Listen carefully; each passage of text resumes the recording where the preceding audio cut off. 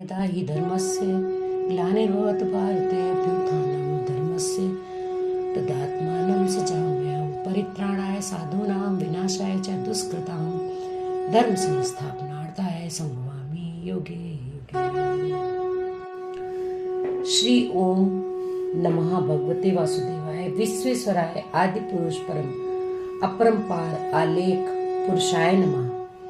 जगत बंधु ज्योति स्वरूप जी की जाननहार हरि यश मांगन आयो दास प्रभु के द्वार। स्वर्ण देख ललचे नहीं माटी से नहीं बैर, ऊसर धरती कोसम उपवन की सैर।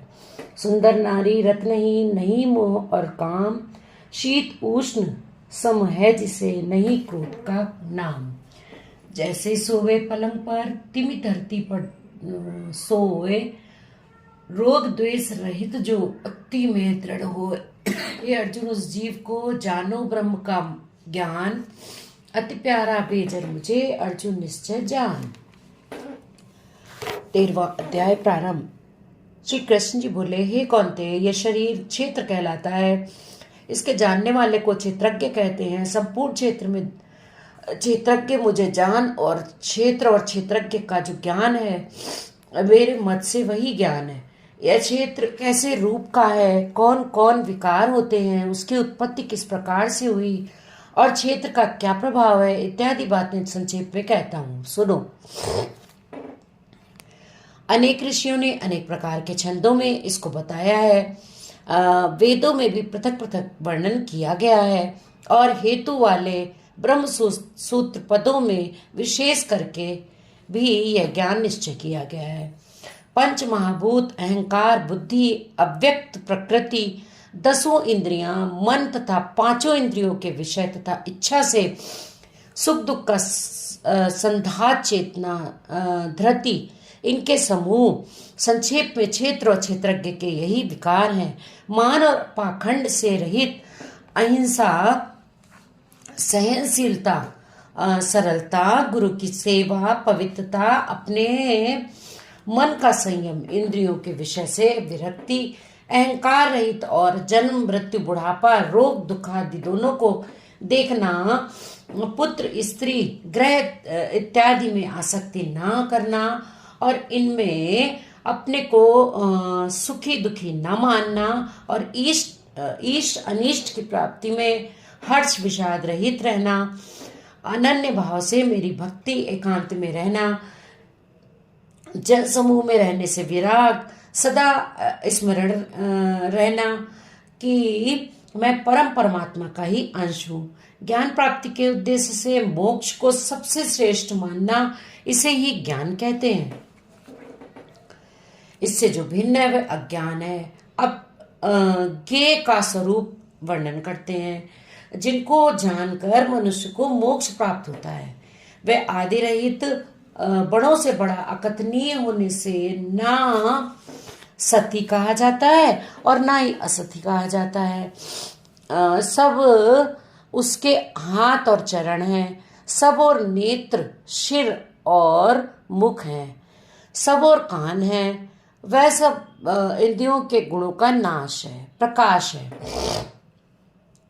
पर उसकी कोई इंद्री नहीं है।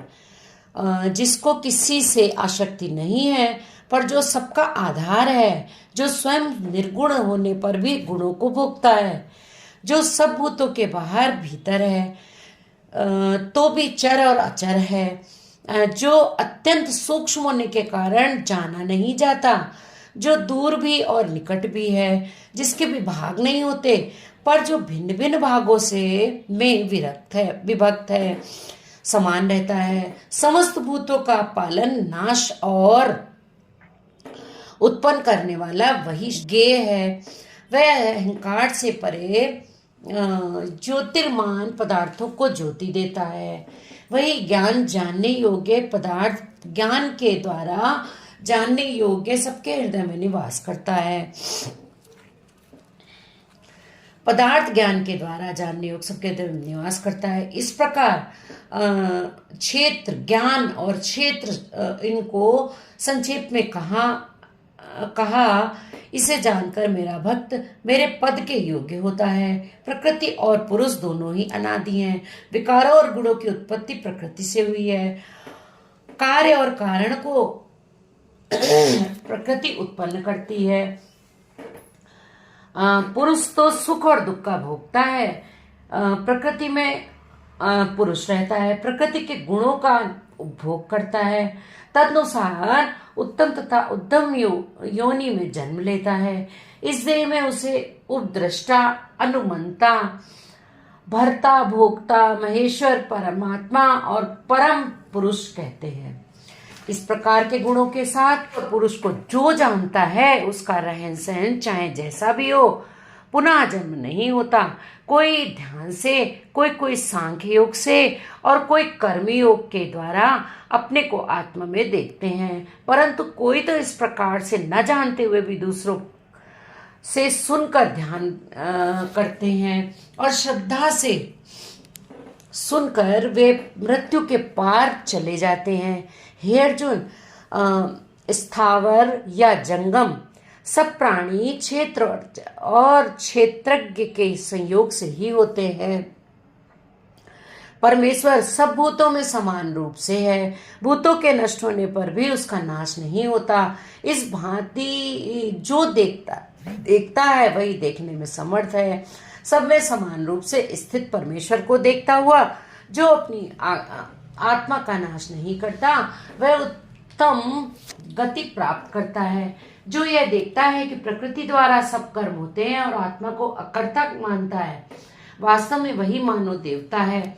जब वह भिन्न भिन्न भूतों को परमेश्वर के बीच एक रूप देखता है और उसी से उसका विस्तार देखता है, तब वह ब्रह्म को प्राप्त होता है। हे कौन्तेय, अनादि और निर्गुण होने से परमेश्वर अव्यय है। शरीर में रहता हुआ भी वह कुछ नहीं करता, ना उसमें लिप्त होता है। जैसे आकाश सर्वज्ञ व्याप्त होने पर भी किसी से बोलता नहीं, उसी भांति देह में सर्वत्र व्याप्ति यह आत्मा भी इसमें लिप्त होती है। हे अर्जुन, जैसे एक ही सूर्य सारे लोगों को प्रकाशवान करता है, वैसे ही क्षेत्रज्ञ सारे क्षेत्र को प्रकाशवान करता है।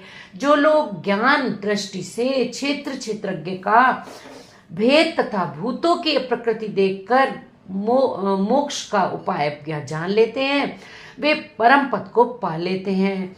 इति सुपनिषद ब्रह्म विद्या योगे शास्त्रे श्री कृष्ण अर्जुन संवादे भक्ति क्षेत्र योगो नाम 13वां अध्याय पूरा हुआ। 13वें अध्याय का महात्म्य।